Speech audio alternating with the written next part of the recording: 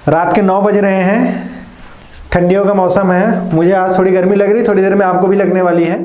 आज का जो सेशन है वो बहुत इंपॉर्टेंट है। एग्जाम्स पास में लगे हुए हैं सबके, तो अब तक जितना पढ़ाया है वो तो ठीक ही है। अभी कुछ टॉपिक्स और रह गए हैं, जैसे फिजिक्स केमिस्ट्री के कुछ टॉपिक्स और रह गए हैं, उसको मैं ज़रूर क्लास लूँ, मतलब अगर अभी लेने वाला हूँ। लेकिन उससे पहले ही बीच में मैं एक सेशन लेकर के आया हुआ हूँ, जिसमें मैं आपको टोटल 300 क्वेश्चंस की सीरीज़ कराने वाला हूँ। 100 क्वेश्चन बायोलॉजी के, 100 क्वेश्चन फिजिक्स के और 100 क्वेश्चन केमिस्ट्री के।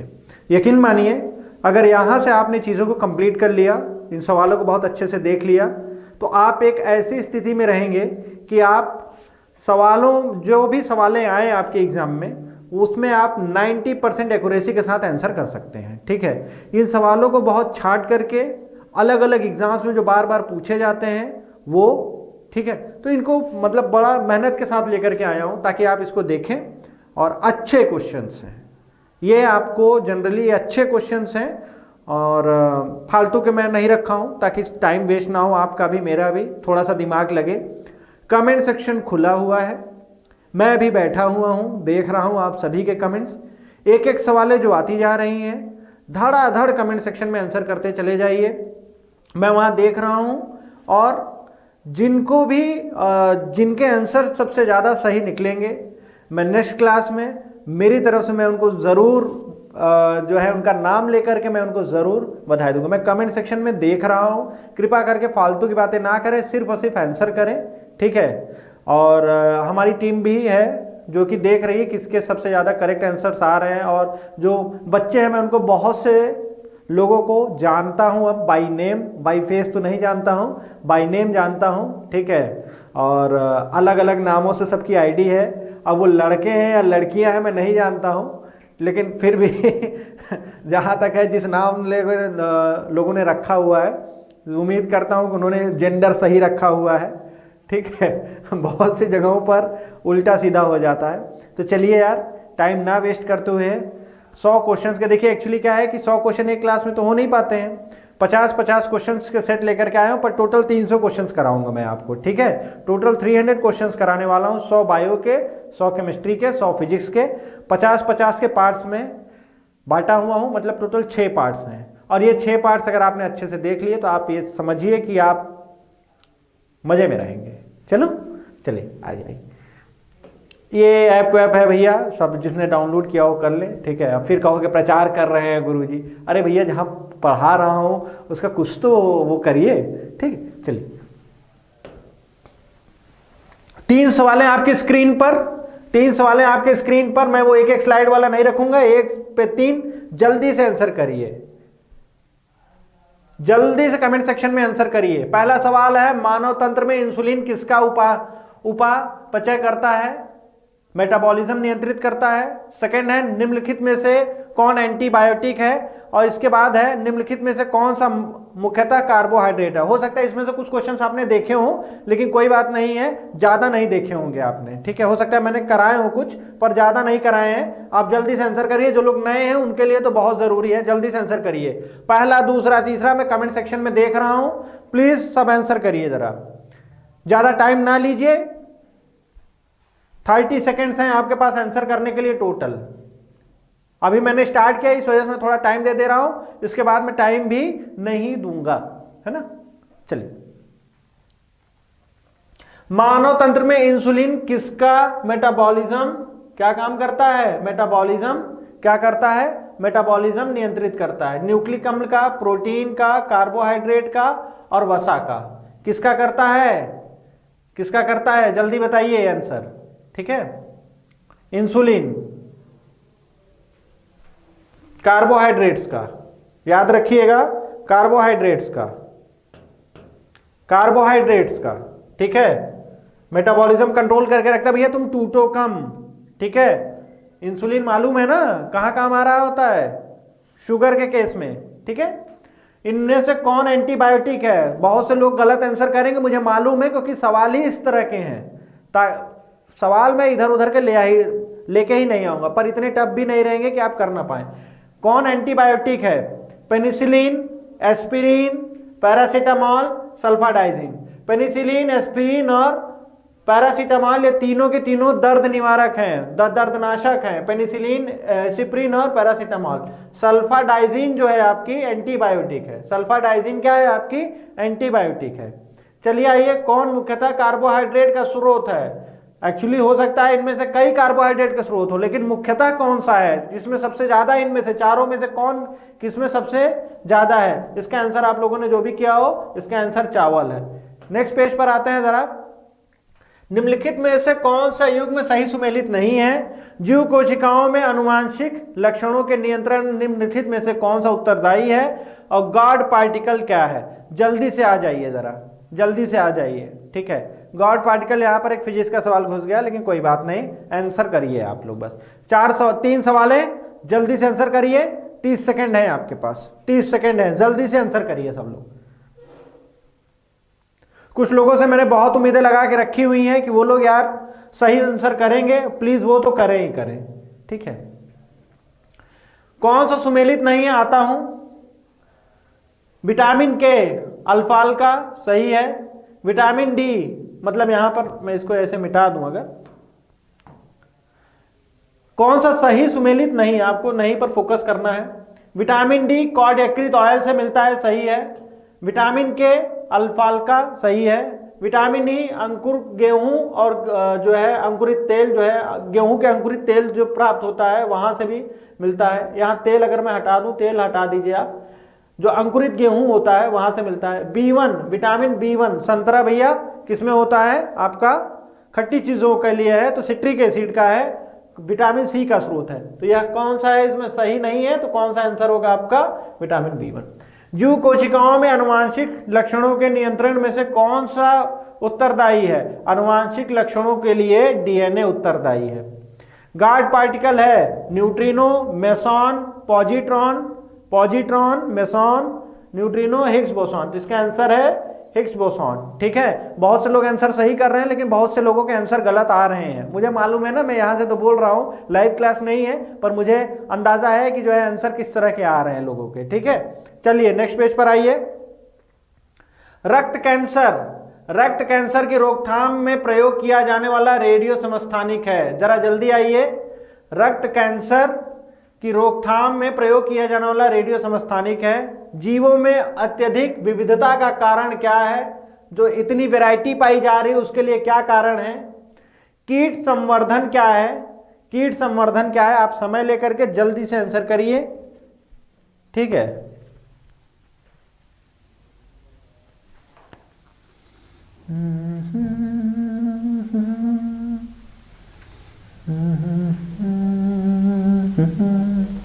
चले,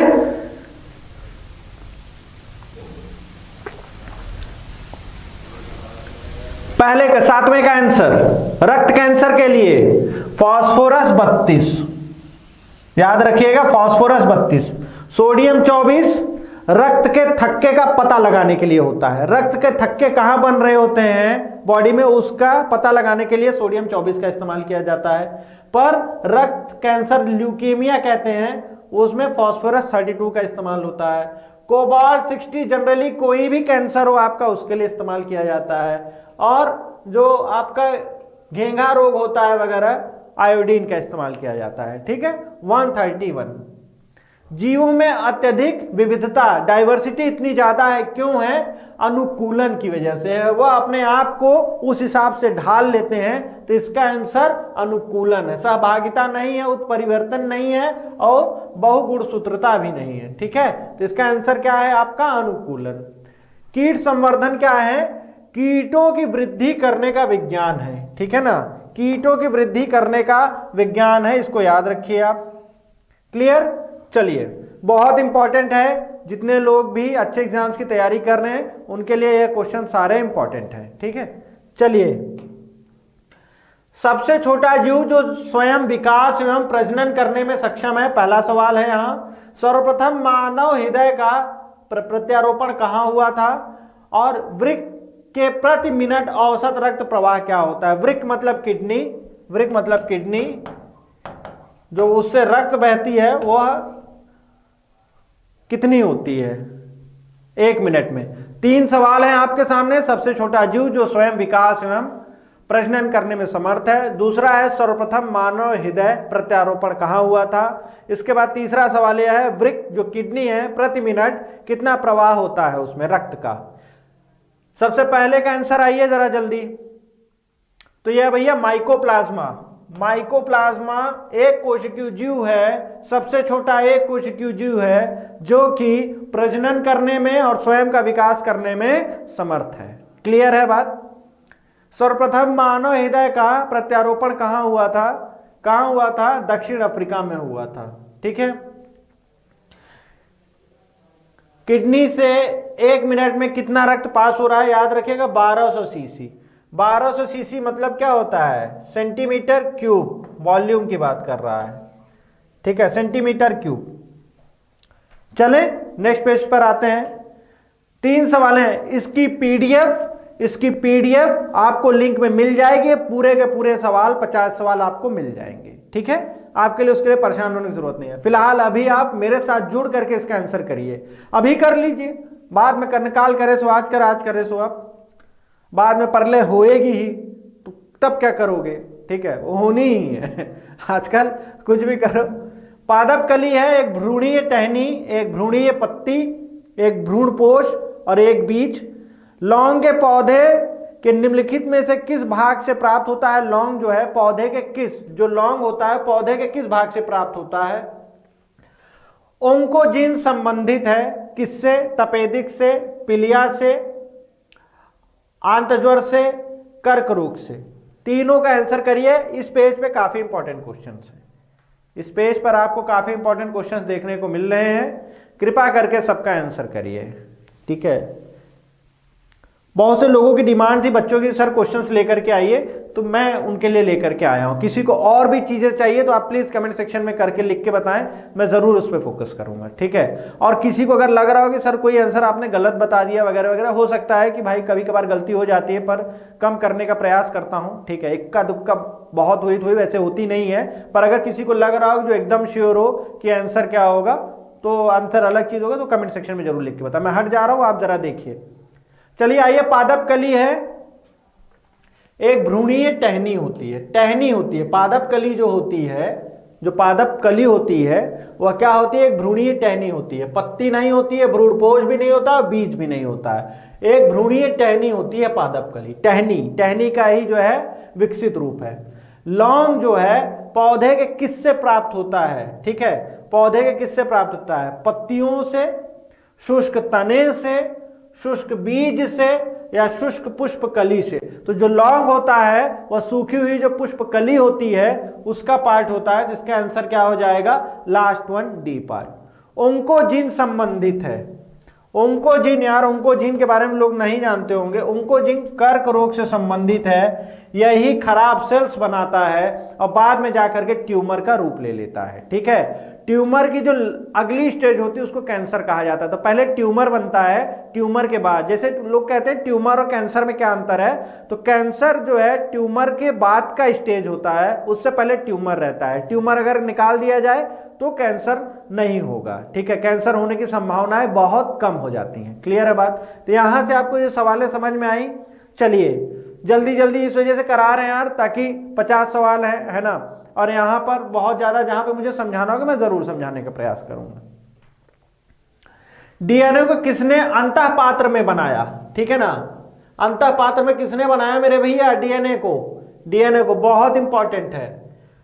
Joseph Lister, Edward Jenner, Robert Hooke या आपके Arthur Kornberg, Arthur Kornberg.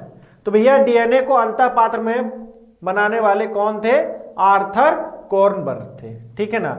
RBC की कब्रगाह किसे कहा जाता है, जल्दी से आंसर बताइए। और मनुष्य में कितना कुल परिमाप कितना होता है, वैल्यू कितनी होती है ब्लड की, अमाउंट ऑफ ब्लड मानव शरीर में कितना होता है, वो जरा आंसर करके आप बताइए।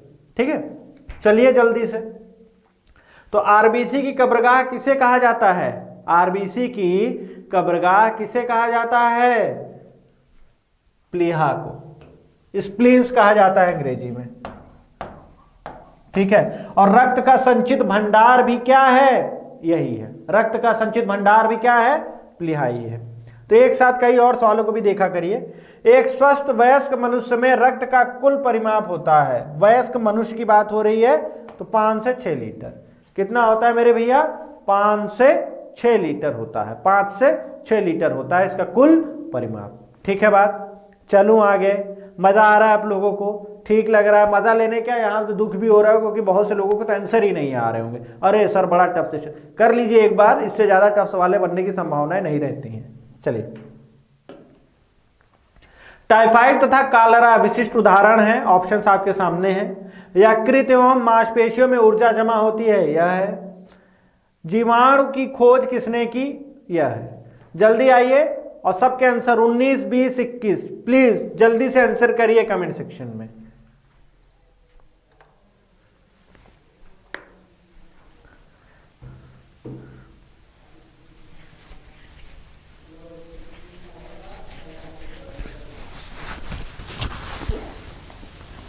कुछ तो फायदा लीजिए, है ना।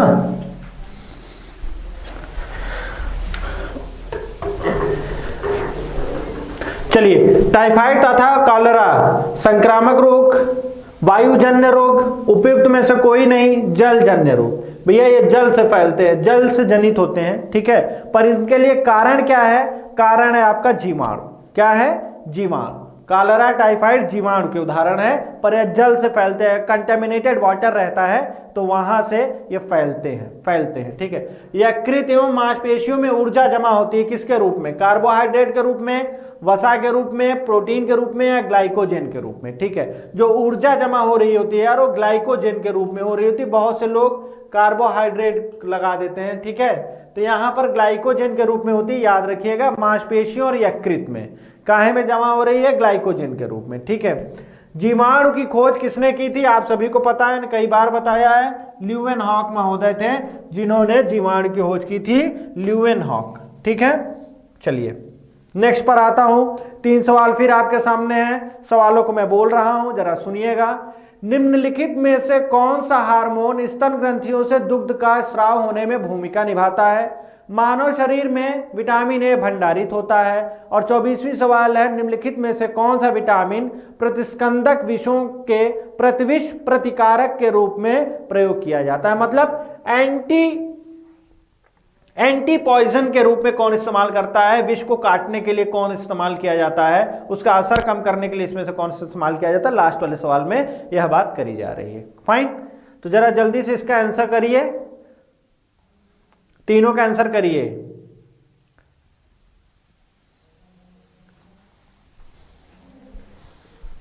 करिए,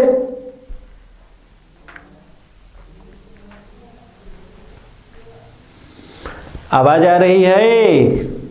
चलो, प्यारे प्यारे बच्चे, प्यारा प्यारा टीचर, प्यारे प्यारे सवाल, पर प्यारे प्यारे उत्तर नहीं आ रहे भाई को, है ना। कौन सा हार्मोन दूध निकालने के लिए जो है मतलब स्राव करने के लिए भूमिका निभाता है? Adrenaline, thyroxine, progesterone, oxytocin. Oxytocin, ठीक है। यहां पे थोड़ा ध्यान से सुनिएगा। ऑक्सीटोसिन जो भी, जैसे अगर मैं गाय की बात करूं, ठीक है, एक महिला की बात करूं जो कि इसका बच्चा छोटा है अभी, और उसको दूध स्रावित कराने के लिए ऑक्सीटोसिन दिया जाता है। जो कमजोर महिलाएं होती हैं, गवर्नमेंट की तरफ से भी आदेश दिया गया है कि भैया बच्चा कुपोषण का शिकार ना हो, बच्चा कुपोषण का शिकार ना हो, तो आप एक लिमिटेड अमाउंट में ऑक्सीटोसिन का डोज आप उस महिला को दे सकते हैं, ताकि वह बच्चे को स्तनपान करा सके और वह बच्चा एक स्वस्थ जो है मतलब स्वस्थ रहे, कुपोषण का शिकार ना हो। माँ का दूध क्योंकि उस समय सबसे ज़्यादा लाभदायक होता है अगर छोटा बच्चा है तो, नवजात शिशु है तो।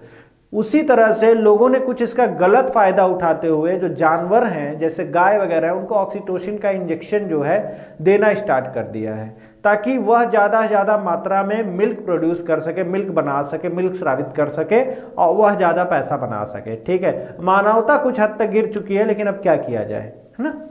तो कौन सा है? ऑक्सीटोसिन। यह महिलाओं में भी बनता है, मात्रा अलग अलग डिपेंड करती है, कम बन रही होती है, अगर नहीं है तो डॉक्टर वगैरह परामर्श लेकर के इंजेक्शन लगाया जा सकता है। ठीक है। मानव शरीर में विटामिन ए भंडारण कहाँ होता है? सबसे ज्यादा यकृत में होता है। ठीक है ना। भंडारण कहाँ हो रहा होता है विटामिन ए का? यकृत में हो रहा होता है। प्रतिविष प्रतिकारक के रूप में भैया याद रखिएगा विटामिन के का इस्तेमाल किया जाता है। एंटी पॉइजनिंग के रूप में विटामिन के का इस्तेमाल किया जाता है। क्लियर है आप सभी को? नेक्स्ट चलते हैं जरा। आयोडीकृत लवण में होता है जो आयोडीन सॉल्ट नहीं होता है, ठीक है ना, उसमें क्या होता है जरा देखिएगा। ये सेकेंड क्वेश्चन है, निम्नलिखित में से कौन सा युग्म सही सुमेलित नहीं है? और लास्ट वन इज इंसुलिन है। ठीक है। 27वां क्वेश्चन जल्दी जल्दी करिए, आपको बहुत मजा आएगा क्वेश्चंस में। ठीक है। ये मैंने जानबूझ के वैसे क्वेश्चंस रखे हैं जो कि जनरली आपको नहीं पता रहते हैं। वैसे तो सभी को पता रहता है यार मानव शरीर में कितनी हड्डियां हैं, यहाँ सब फालतू के क्वेश्चन क्या लेकर के आऊं? सबसे छोटी हड्डी, सबसे बड़ी हड्डी, सबको पता है, मैंने लेक्चर्स में भी पढ़ाया हुआ है। तो यहाँ ये सब तो नॉर्मल बात है। आजकल वो कुछ अलग तरीके का पूछने का प्रयास कर रहे हैं, मैं उसके लिए इनको लेकर के आया हूँ। ठीक है। बहुत इंपॉर्टेंट क्वेश्चन हैं, आप देखिए आपको लेवल ही समझ में आ जाएगा, है ना। मेरा हिसाब किताब थोड़ा दूसरे तरीके का रहता है। चलिए, और जिसको बहुत टफ लग रहा हो यार कोई बात नहीं, आप आंसर तो कम से कम याद कर ही लें। वो भी नहीं मन कर रहा है तो अब क्या कर सकता हूँ, या तो थोड़ी देर बैठे रहो, मेरी शक्ल ही देखो, है ना। आज मैं बाल कटा करके आया हूँ। ठीक है। तो चलिए, आयोडीकृत लवण में होता है पोटेशियम आयोडाइड। याद रखिएगा जो आयोडीकृत नमक होता है उसमें पोटेशियम आयोडाइड पाया जाता है। क्या पाया जाता है? Potassium iodide. हालांकि केमिस्ट्री का एक क्वेश्चन आ गया, लेकिन ठीक है। निम्नलिखित में से कौन सा युग्म सही सुमेलित नहीं है? रेटिनॉल, जिरेप्थेल्मिया, टोकोफेरॉल, बेरीबेरी, साइनोकोल्बामिन, रक्ताल्पता, और आर्गोकैल्सिफेरॉल, रिकेट्स। जरा देखते हैं यार, टोकोफेरॉल किसका रासायनिक नाम है? जरा देखिए, टोकोफेरॉल। और लास्ट वाले का आंसर तो कर ही सकते हैं यार आप सभी लोग।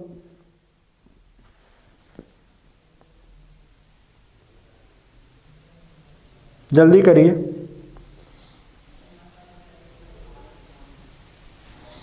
ठीक है। देखिए, टोकोफेरॉल विटामिन ई का रासायनिक नाम है, केमिकल नेम है। और बेरी रोग आपको पता है विटामिन B1 की वजह से होता है। तो सही सुमेलित तो यही नहीं है। ठीक है, नहीं है पूछा है तो यही नहीं है। कैल्सिफेरॉल विटामिन डी का है, वहां से रिकेट्स आपको समझ में आ गया होगा। साइनोकोल्बामिन आपको पता है कोबाल्ट रहता है, विटामिन B12, रक्ताल्पता। और रेटिनॉल से एक और होता है जिरेप्थिल्मिया। ठीक है। इंसुलिन है तो इसका आंसर क्या हो गया? टोकोफेरॉल। ये विटामिन ई लिखा है, उधर बेरी B1 लिखा है, गलत वही है। इंसुलिन क्या है मेरे भैया? वसा है, विटामिन है, कार्बोहाइड्रेट है, प्रोटीन है। ठीक है। क्या है? इंसुलिन हार्मोन की कैटेगरी में है, प्रोटीन में भी चला आता है। ठीक है। तो यह क्या आंसर है इसका? प्रोटीन। चलूं आगे भैया? चलूं। बहुत सही कुछ लोग आंसर कर रहे हैं, मैं बहुत प्रभावित हूं उनसे। देखिए, कितने दांत मनुष्य के जीवन काल में 2 बार आते हैं? पहला सवाल। जेनेटिक्स निम्न में से किसका अध्ययन है? दूसरा इस बोर्ड का। डिप्थेरिया नामक रोग के लिए उत्तरदायी है। जो डिप्थेरिया रोग होता है उसके लिए कौन उत्तरदायी है? जल्दी से आंसर करो यार, जल्दी से आंसर करो, जल्दी से आंसर करिए आप लोग। 30 सवालें हो गई हैं, इसके बाद 20 सवालें और है, बहुत इंपॉर्टेंट है। 100 सवालों का पूरा सेक्शन मैं करा रहा हूं बायोलॉजी का, मजा आने वाला है और एग्जाम के लिए आप बहुत अच्छे से तैयार हो जाएंगे। ठीक है। पहला सवाल, कितने दांत मनुष्य के जीवन काल में 2 बार आते हैं? आपको सभी को पता है 20। ठीक है। याद रखिएगा, मनुष्य के जीवन काल में 20 दांत ऐसे हैं जो कि 2 बार आते हैं। जेनेटिक्स निम्न में से किसका अध्ययन है? मेंडल का नियम। अध्ययन पूछ रहा है तो मेंडल का नियम क्या करोगे यार? ऑप्शन से ही हटा सकते हो। जैव विकास का अध्ययन है, डीएनए का अध्ययन है, और या आनुवांशिकता और विचरण का अध्ययन है। ठीक है। तो आपको क्या लगता है जेनेटिक्स में क्या देखा जाता है? आनुवांशिकता देखी जाती है। ठीक है। तो इसका आंसर क्या होगा? D part. ठीक है। डिप्थेरिया नामक रोग के लिए उत्तरदायी है। डिप्थेरिया गले में मोटी परत मटमैले रंग की जम जाती है और यह जीवाणु जनित होता है। आपको याद होगा डिप्थेरिया जीवाणु जनित होता है। ठीक है, मैंने रोगों में पढ़ाया है। जिन लोगों ने पुराने वीडियोस मेरे ना देखे हो यार, वो प्लीज जाकर के देखें। मैं बता रहा हूं आने वाले एग्जाम्स में आप देखेंगे खड़े सवाल फंसेंगे। और मैंने आपको बोला था ना, जाइए जेल वार्डन का हुआ है पेपर, उठा करके देख लीजिए पेपर जो मैंने अभी इतने दिनों में आपको साइंस पढ़ाई है। अगर एक भी सवाल बाहर से हो तो आप मुझे बोल देना, मैं पढ़ाना छोड़ दूंगा। ठीक है, जाकर के देख लीजिए। मैं इसलिए कॉन्फिडेंस रहता हूं हमेशा, इस वजह से मैं बोलता हूं क्योंकि मुझे मालूम है मैं क्या डिलीवरी दे रहा हूं। ठीक है, आप जाकर के वह पेपर देख लीजिए और मेरी क्लास कितने दिन से चल रही है वो देख लीजिए, आपको सब समझ में आ जाएगा। ठीक है, चलिए, डिप्थेरिया नामक रोग किसके लिए उत्तरदायी है? जीवाणु के लिए, है ना। प्रकाश संश्लेषण होता है, प्रकाश संश्लेषण होता है। मानव शरीर में गुणसूत्रों की संख्या है। बिल तथा मिलिंडा गेट्स फाउंडेशन द्वारा स्थापित भारत के लिए कार्यक्रम आवाहन किसके प्रतिरोध के लिए कार्यरत है? डेंगू के लिए, पोलियो के लिए, एड्स के लिए, फाइलेरिया के लिए। और मानव शरीर में गुणसूत्रों की संख्या है 32, 23, 48, 46। और प्रकाश संश्लेषण कहां होता है? जल्दी से आंसर करिए सब लोग इसका, जल्दी से आंसर करिए। जितने लोग भी देख रहे हैं, मुझे मतलब नहीं है 200 देखे, 300 देखे, 50 देखे, बस जो देख रहे हैं वो जेन्युइन पर्सन देखे। मैं बस इतना ही चाहता हूं, है ना। और मेरी कोई डिमांड नहीं रहती कि हाँ भैया जो देख रहा हो, जो मेरे साथ जुड़े हैं, कम से कम वो ठीक ठाक लोग हो, है ना।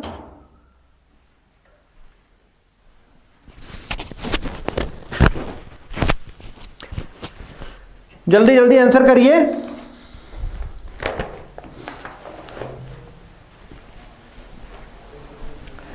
प्रकाश संश्लेषण होता है कहां होता है? क्लोरोप्लास्ट में होता है, माइटोकॉन्ड्रिया में होता है, न्यूक्लियस में होता है। जल्दी आंसर करिए। 31 का आंसर मैं नहीं करने वाला हूं, ये जिसको नहीं पता हो बहुत दुख की बात है मेरे लिए। ठीक है, मानव शरीर में गुणसूत्रों की संख्या हो, न्यूक्लियस में कभी नहीं, पेरोक्सीसोम में नहीं। अब क्लोरोप्लास्ट और माइटोकॉन्ड्रिया में आंसर बताइए कहां होता है? भोजन कहां बन रहा होता है? कहां बन रहा होता है? ठीक है, मानव शरीर में गुणसूत्रों की संख्या है। जल्दी से इसका आंसर करिए। बहुत से लोग इसमें कंफ्यूजन हो सकते हैं। 23 में 31 का आंसर कमेंट सेक्शन में करिए। मैं देख रहा हूं, मैं अभी खुद आंसर कर दूंगा कमेंट सेक्शन में। देखो तो कितने लोगों को कितनी जानकारी है। मैं पता नहीं कैसे, मतलब मुझे भी तो मालूम लगे कि मैं कैसे लोगों को क्वेश्चंस करा रहा हूं, है ना। चलिए, 32, 23, 48, 46 गुणसूत्रों की संख्या क्या है? तो इसकी संख्या होती है 46। और जोड़े अगर देखें तो कितने होते हैं जोड़े? 23। जोड़ों की बात नहीं किया, बहुत से लोग 23 लगा देंगे, मैंने यहां लिखा है संख्या। ठीक है, तो यहां आंसर हो जाएगा 46। बिल तथा मिलिंडा गेट्स का एक फाउंडेशन था जो उन्होंने इंडिया में स्टार्ट किया था, आवाहन। यह किया था एड्स की रोकथाम के लिए यार, ठीक है ना। एड्स की रोकथाम के लिए यह फाउंडेशन उन्होंने बनाया था। चलिए नेक्स्ट आते हैं जरा। मनुष्य में खून की शुद्धिकरण की प्रक्रिया को क्या कहते हैं? Dialysis, haemolysis, osmosis, paralysis. Scurvy नामक रोग किस प्रोटीन की कमी के कारण होता है? DNA, melanin, collagen, insulin. जैविक सिस्टम में रासायनिक क्रिया की प्रक्रिया को तेज करने में उत्तरदायी होते हैं। बहुत इंपॉर्टेंट है, देखिए सवाल कितनी अच्छी लिखी है। जैविक सिस्टम में रासायनिक क्रिया की प्रक्रिया को तेज करने में कौन उत्तरदायी होते हैं? बैक्टीरिया, डीएनए, एंजाइम और प्रोटीन्स। और यहां मैं एक और लिख दे रहा हूं, ई मान लीजिए, हार्मोन्स भी लिख दे रहा हूं, ई भी आंसर हो सकता है, हार्मोन्स। ठीक है, चलिए तीनों का आंसर करिए।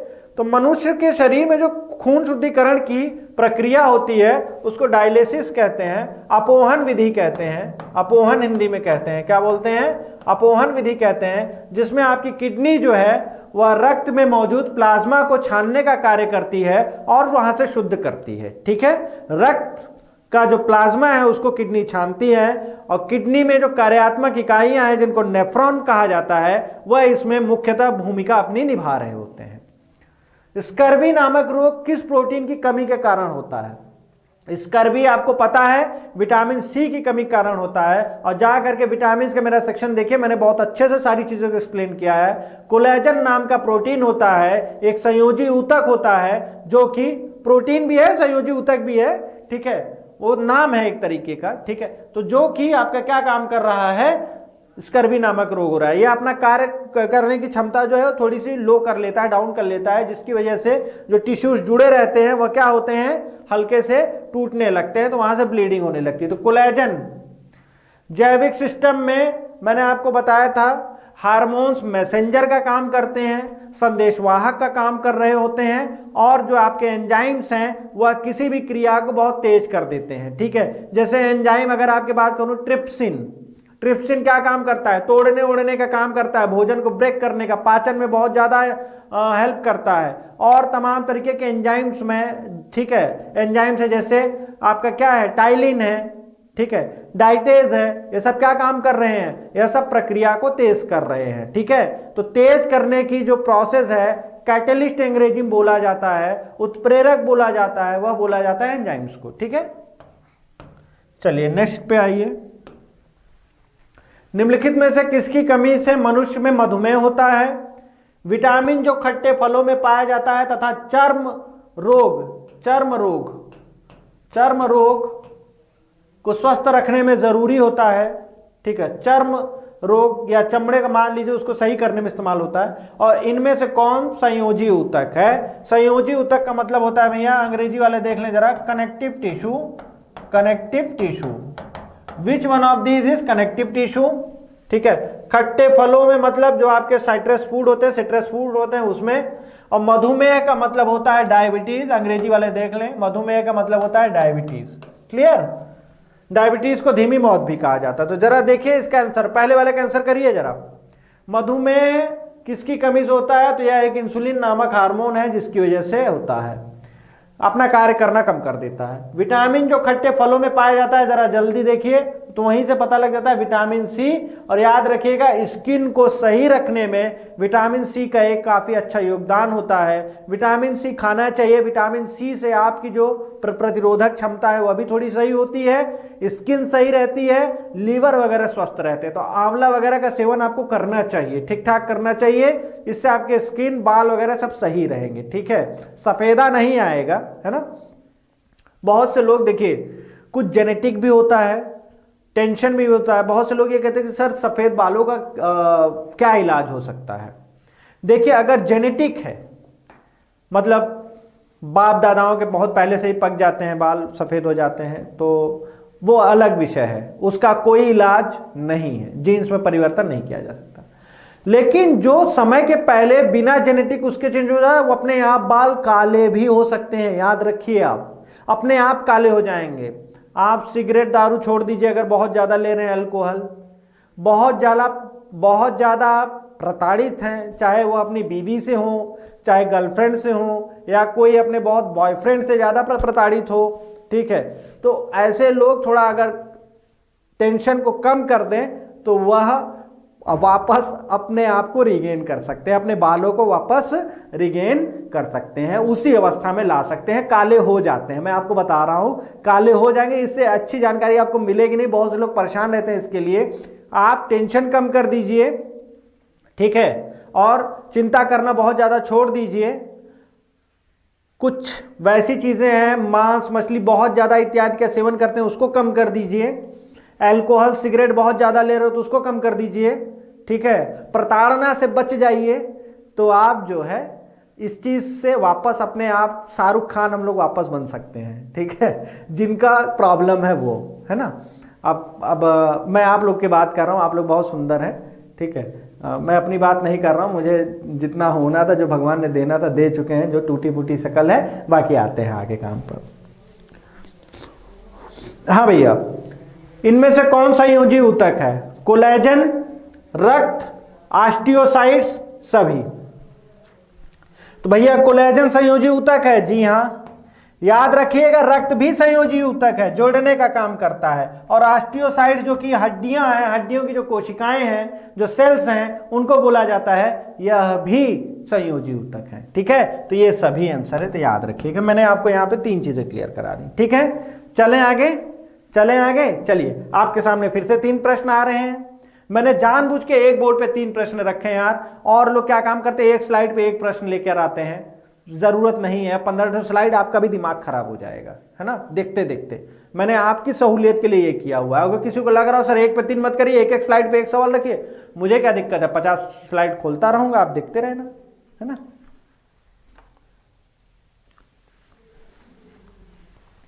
देखिए भैया, केशरुक रज्जु में, ठीक है, जो ये आपके पीछे जो ये रीढ़ की हड्डी गई हुई है, इसकी बात हो रही है, मेरुदंड, है ना।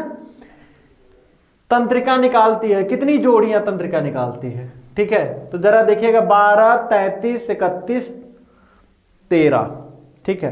तो 13 होगा नहीं, 12 नहीं होगा। मुझे भी देखिए इसमें थोड़ा सा कंफ्यूजन है, क्योंकि इसमें पता नहीं है यहाँ बच्चों का लिखा है कि वयस्क का लिखा है। बच्चों में थोड़ी ज्यादा होती हैं, आप लोग को मालूम है, और वैसे कम होती हैं। तो अगर मैं इसको आंसर करना चाहूंगा, मैं 33 कर दूंगा, ठीक है, क्योंकि यही मुझे सही लग रहा है। मैं इस क्वेश्चन के लिए मैं बहुत श्योर नहीं हूं, ठीक है, मैं बहुत श्योर नहीं हूं, मैं आपको बोल रहा हूं, मैं बहुत श्योर नहीं हूं इस क्वेश्चन के लिए, क्योंकि थोड़ा अजीब तरीके का लिखा हुआ है। बोले आपको ना समझ में आ रहा, लेकिन मैं साइंस का टीचर हूं, मुझे समझ में आ रहा है, क्योंकि यहाँ बच्चे का नहीं लिखा है, वयस्क का नहीं लिखा, और आंसर भी इतने क्लोज दिए हुए हैं कि यहाँ पे थोड़ा सा फॉल्ट हो सकता है। पर मैं कमेंट सेक्शन में जरूर इसका आंसर करने का प्रयास करूंगा।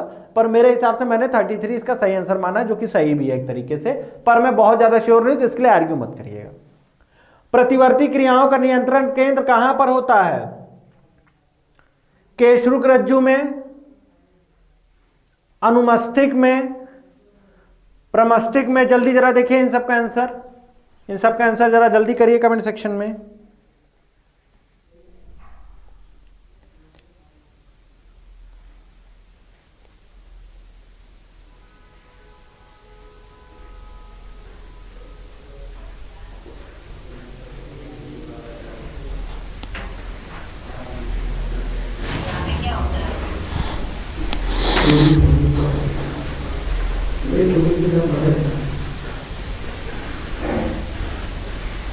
चलें, चलिए।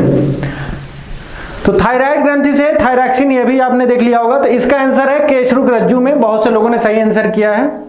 थायराइड ग्रंथि से थायरॉक्सिन स्रावित करने के लिए उत्तेजित करने वाली अंतःस्रावी हार्मोन कौन सा है? टीएसएच। टीएसएच का फुल फॉर्म होता है थायराइड स्टिमुलेटिंग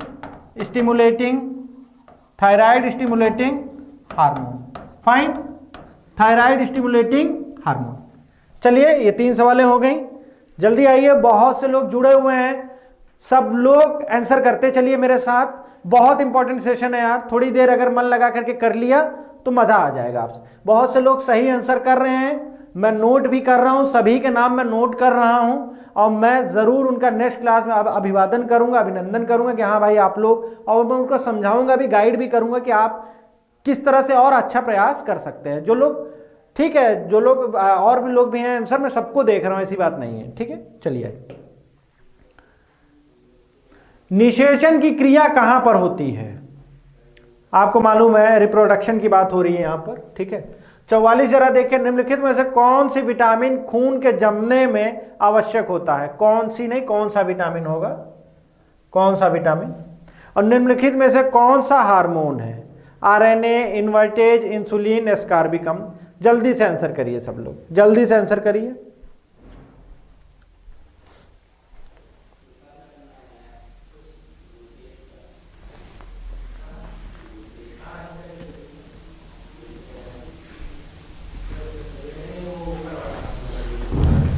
चलिए, निषेचन की क्रिया कहां होती है भैया? अंडवाहिनी में होती है, याद कर लीजिएगा। निषेचन की क्रिया कहां होती है? अंडवाहिनी में होती है। निम्नलिखित में से कौन सा विटामिन खून के जमने में इस्तेमाल, मतलब खून के जमने में सहायक होता है? क्लॉटिंग ऑफ ब्लड में। Vitamin A, vitamin C, vitamin E, vitamin K, vitamin K. बहुत इंपॉर्टेंट है। निम्नलिखित में से कौन सा हार्मोन है? इनमें से कौन हार्मोन है जरा देखिए? आरएनए, इन्वर्टेज, इंसुलिन और एस्कार्बिकम। ठीक है ना। इन्वर्टेज एंजाइम होता है, आरएनए आपको पता है राइबोन्यूक्लिक एसिड है, एस्कार्बिक क्या है, यह भी एसिड है। तो इंसुलिन एक प्रकार का हार्मोन है, ठीक है। इंसुलिन क्या है मेरे भैया, इंसुलिन क्या है, हार्मोन है। क्लियर, चलूं आगे, चलिए जरा देखिएगा। पुरुष जीन संगठन होता है, जो पुरुष जीन होता है, ठीक है, जो पुरुष जीन होता है,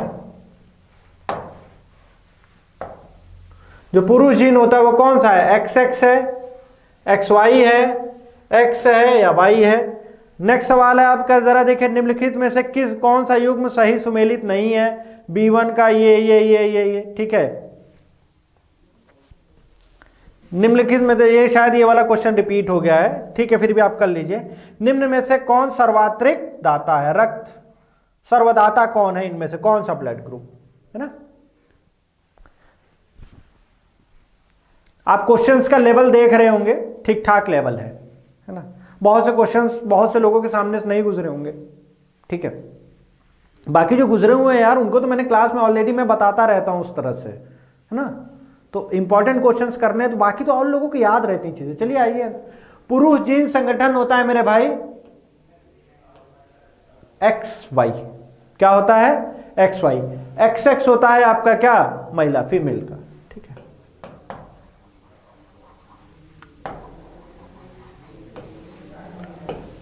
नेक्स्ट सवाल का आंसर करिए। ये तो आप लोगों को पता ही है, विटामिन B1 संतरा है ही नहीं, तो यही सही सुमेलित नहीं है।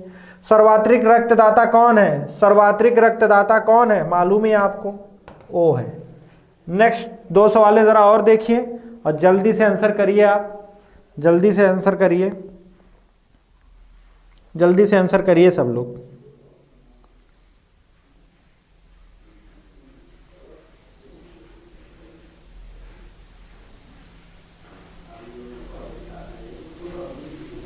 ठीक है। जीव विकास को सर्वप्रथम किसने समझाया, HIV द्वारा होने वाला रोग है। जीव विकास को सर्वप्रथम किसने समझाया, लैमार्क महोदय। आइंस्टाइन, देखिए आइंस्टीन और न्यूटन तो जाना ही नहीं है, आप लोग को मालूम है। अब चार्ल्स डार्विन और इसमें कंफ्यूजन हो सकता है, तो इसके आंसर जो है लैमार्क है, ठीक है। और HIV द्वारा होने वाला रोग है तो बहुत अच्छे से बता सकते हैं आप, कौन सा है मेरे भैया, एड्स, ठीक है। क्या है आंसर, एड्स। तो कैसा लगा आज का सेशन, बढ़िया था। आप कमेंट सेक्शन में जरूर कमेंट करके बताइएगा कि क्या मैं इसका नेक्स्ट पार्ट लेकर के आऊँ 50 क्वेश्चंस का।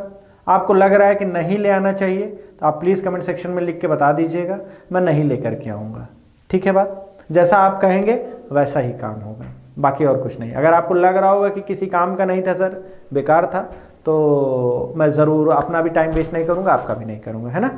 लेकिन अगर लग रहा होगा कि हाँ सर इसका और एक पार्ट लेकर के आइए, मैं क्योंकि मैं कराने तो वाला ही हूँ, लेकिन अगर देखूंगा कि अपोज ज़्यादा होगा तो इस चीज़ को मैं नहीं कराऊंगा फिर, ठीक है। फिर अपने नॉर्मल लेक्चर्स जो घास मुराई है देते रहेंगे, और क्या करना है, ठीक है। समझ रहे हैं आप मैं क्या कहना है। देखिए मेरा सिद्धांत जो रहता है वो थोड़ा सा स्ट्रेट फॉरवर्ड रहता है, ठीक है। मैं बहुत ज़्यादा किसी चीज़ को लेकर के इन्वॉल्व नहीं होता, जो जैसा कह देता वैसा ही कर देते हैं, है ना। पर मेरी तरफ से आपको कोई कमी नहीं महसूस होगी, मेरी तरफ से अगर आपको 100% मिलेगा, मैं हमेशा देता आया हूँ, ठीक है। तो चलिए आज का सेशन कैसा लगा आपको, प्लीज़ कमेंट सेक्शन में बताएं। मैंने बहुत से लोगों के नाम नोट कर लिए हैं, मैं बता रहा हूँ, मैं भले यहाँ आपको पढ़ा रहा हूँ, लेकिन कमेंट सेक्शन में जब घर पे रहता हूँ मैं आप सभी लोगों के कमेंट्स पढ़ रहा होता हूँ, ठीक है। और शालीनता का परिचय देते हैं सब लोग, ऐसा नहीं है, बहुत अच्छे बच्चे हैं आप लोग। कल वापस कोशिश करूंगा, अगर कमेंट सेक्शन सही रहेगा तो ये लेक्चर प्रीमियर हो जाएगा आपका, आप देख सकते हैं। और फिलहाल के लिए आपसे विदा चाहता हूँ, कल मुलाकात करूँगा। चिल्लाते चिल्लाते मेरा गला भी बैठ गया है, थोड़ा सा चलूँ चाय वाय ले लूँ। आप लोग भी नाश्ता वाश्ता करिए और सो जाइए, सुबह जल्दी उठने का प्रयास करिए, है ना। और एक बार इसको रिवाइज कर लीजिएगा, PDF आपको मिल जाएगी लिंक में। फाइन, चलिए ठीक है, बाय।